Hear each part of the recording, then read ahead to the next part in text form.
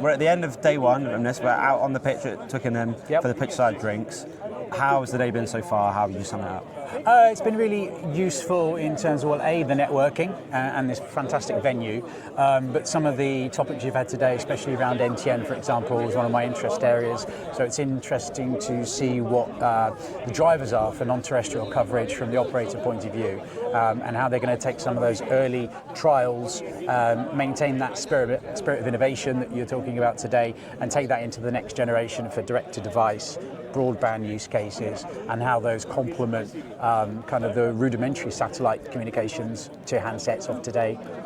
Yeah, and you mentioned that spirit of innovation. I guess what would you say has been kind of the biggest learning from today that maybe you didn't have before, and what do you think maybe is the biggest challenge for the industry to still kind of educate about kind of the potential of NTN technology, where the operators maybe do or don't understand it fully and things like that? It's talking to a lot of people. I think it's actually the return on investment.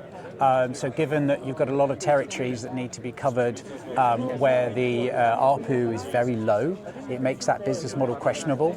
But in my opinion, you've got a legacy satellite industry that has to replace their constellations out of typical necessity given the life cycle of the satellite.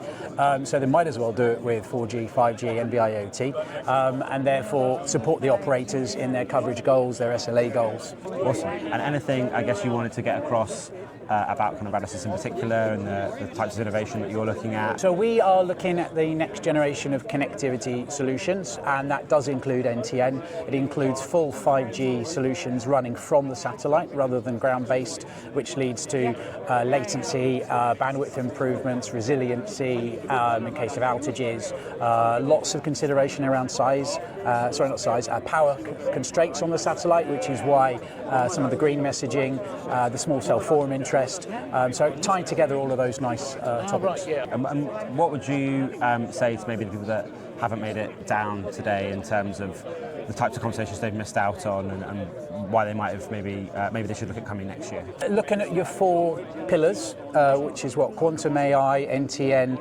and green. So it's an interesting, varied agenda. The networking always good in London. So it's probably worth your time to give up a day or two next year.